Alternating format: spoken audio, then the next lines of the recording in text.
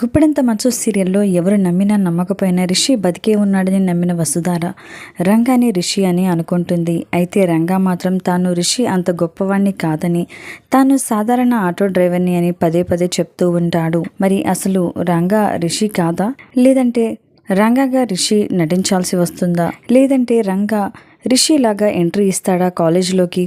ఏం జరగబోతుంది అనేది రాబోయే ఎపిసోడ్స్లో చూడాలి.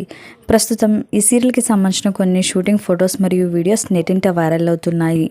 ఈ వీడియోలో గుప్పెడంత మనసు సీరియల్కి సంబంధించిన కొన్ని లేటెస్ట్ అన్సీన్ మూమెంట్స్ని మీరు కూడా చూసేయండి. మరి ఈ సీరియల్లో రంగానే రిషినా, లేదంటే రిషి కాదు రంగా మరో వ్యక్తి?